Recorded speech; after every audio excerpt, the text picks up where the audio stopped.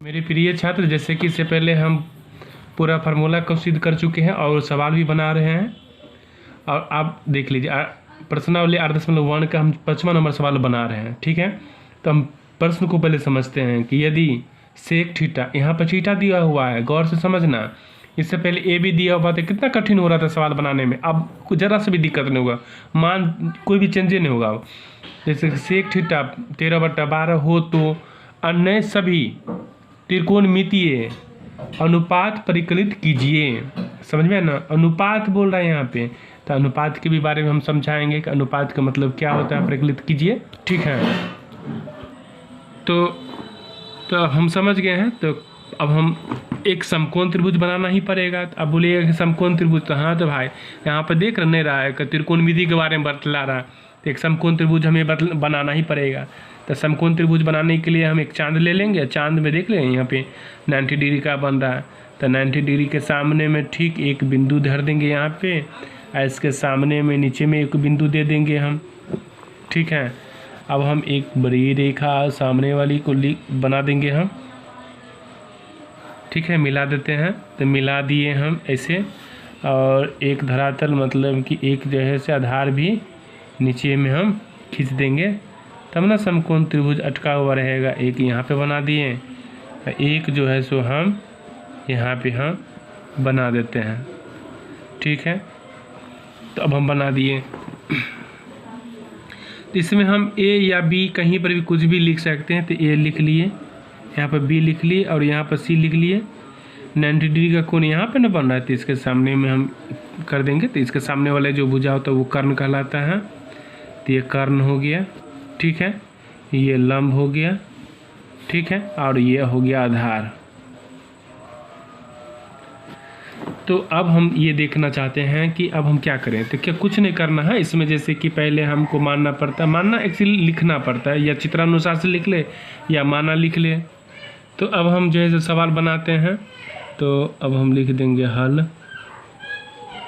ठीक है, अब लिखेंगे माना कि ए बी सी एक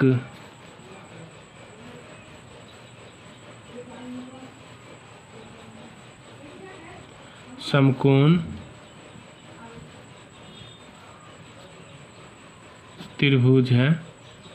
देख रहे हैं A B C, A B C एक समकोण त्रिभुज है। यहाँ पे ए और बी और सी तो एक समकोण त्रिभुज है।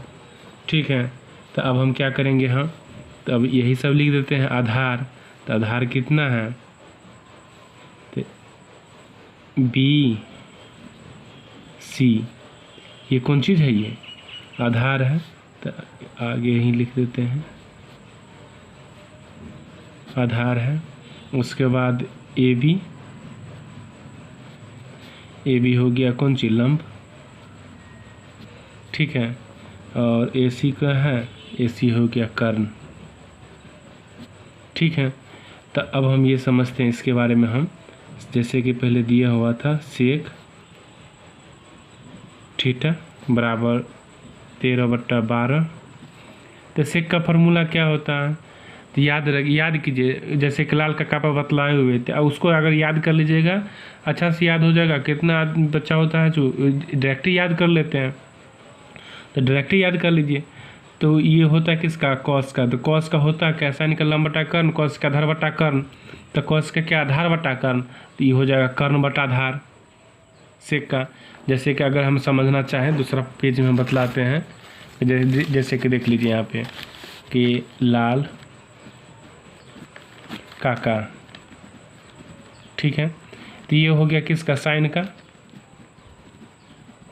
ये हो गया किसका, कॉस का।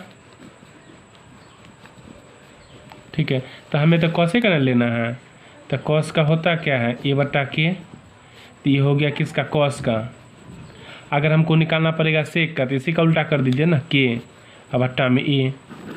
ठीक है, तो के बट्टा में ए आ गया। तो ये हो किसका गया, तो इसी का ना है। तो ऊपर में लिख देते हैं हम के, और नीचा में लिख देते हैं हम ए। ठीक है, तो के से हो गया कर्ण, तो कर्ण कितना आ गया, 13। ठीक है ना, ए से हो गया आधार, तो आधार कितना है 12। ठीक है, हमें निकालना पड़ेगा किसका, लंब का। तो लंब का निकालते हैं। तो लंब का निकालने के लिए हमको क्या करना पड़ेगा, कुछ नहीं, यही सब दिए हैं। अब लिख देते हैं हम ए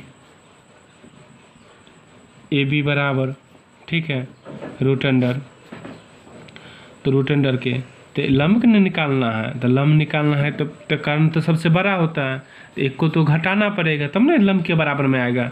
तो पहले लिख देते हैं कर्ण ए सी के स्क्वायर माइनस बी सी के स्क्वायर। ठीक है, उसके बाद देख लीजिए ए बी, तो ए सी है कितना, तो ए और सी, ए सी है 13, उसके बाद माइनस, उसके बाद बी सी कितना है 12।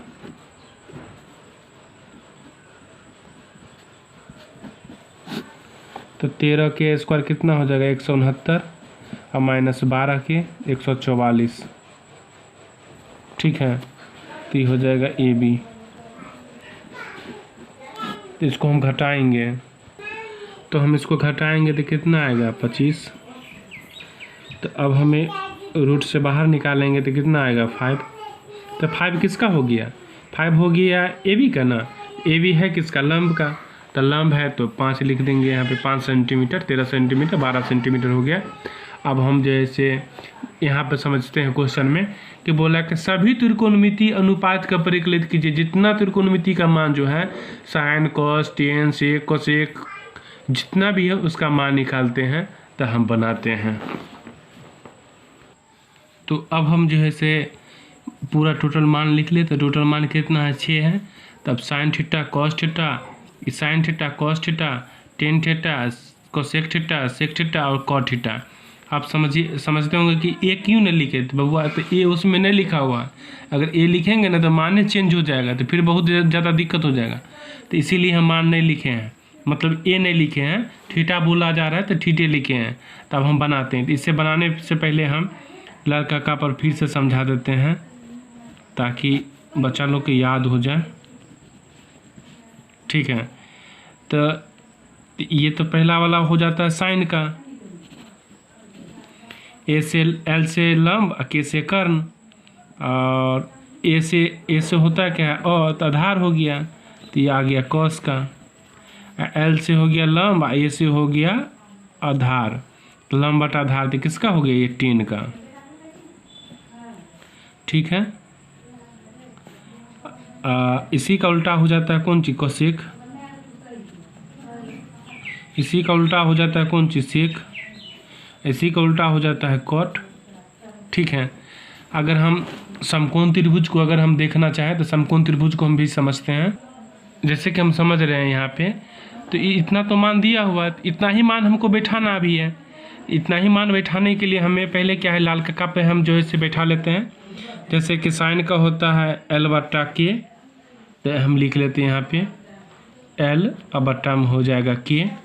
ठीक है, तो इसी का उल्टा हो जाएगा यहाँ पे के बट्टा एल।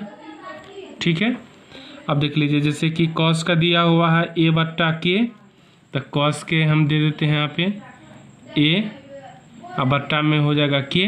तो इसी का उल्टा हो जाएगा कोसेक का भी के बट्टा ए। ठीक है, अब देखिए 10 का हो जाता है कौन चीज़, एल बट्टा ए। तो 10 का हो गया एल बट्टा में हो गया के, इसी का उल्टा हो जाएगा। ठीक है, तो हो जाएगा क्या ए, गलती हो गया थोड़ा सा, सॉरी। तो ये हो गया एल बट्टा ए है, तो इसी का उल्टा हो जाएगा ए बट्टा एल। ठीक है, तो अब हम जो है से मान हम टोटल पे बैठा देते हैं। तो जैसे कि समकोण त्रिभुज में दिया हुआ यहाँ पे, जैसे कि ये लंब हो गया, ये आधार हो गया, ये हो गया कर्ण। तो देख लीजिए यहाँ पे, तो साइन का लंब बटा कर्ण, तो लंब कितना है 5 और कर्ण कितना है 13। ठीक है, इसी का उल्टा ना है, तो इसी का उल्टा बैठा दीजिए, यहाँ पर लिख दीजिए 13 और बट्टा में 5। कॉस का, तो कॉस का कितना है, साइन का लंब बटा कर्ण, कॉस का आधार बटा कर्ण, तो कॉस के आधार और बट्टा में कर्ण। इसी का उल्टा, इसी का उल्टा किए हैं तो इसी का उल्टा यहाँ पर लिख दीजिए। तो 13 अब बट्टा में हो जाएगा कितना 12। ठीक है, L बटा A, तो L से हो गया लंब, तो लंब कितना है 5, A से आधार तो 12। तो इसी का उल्टा कर दीजिए यहाँ पे, तो हो गया 12 और बट्टा में आ गया कितना 5। ठीक, ऐसा ही मेरा चैनल को सब्सक्राइब कीजिए। सब्सक्राइब तो करते नहीं हैं, लेकिन आप व्यू देखते हैं, व्यू आता है, लेकिन सब्सक्राइब नहीं करते हैं। हम आपसे क्या कहें कि आप सब्सक्राइब कर लीजिए प्लीज़, ना आपको हाथ में पैसा जाने वाला, ना मेरे अकाउंट में पैसा आने वाला है। सब्सक्राइब कर लीजिएगा, तो इससे पता चलता है कि मेरा परिवार बढ़ रहा है, आप मेरा परिवार के सदस्य बन गए। और इसी तरह हम पूरा सवाल हम बतलाएंगे, लेकिन 10th का एग्ज़ाम भी आने वाला है, उसको भी ध्यान से पढ़िए और ये भी मैथ भी देख लीजिए, क्योंकि बिहार के छात्र सबके मैथ बहुत ज़्यादा मजबूत होता है। तो आज अब हम आ गए हैं तो और ज़्यादा मजबूत हम कर देते हैं। ठीक है, थैंक यू, धन्यवाद।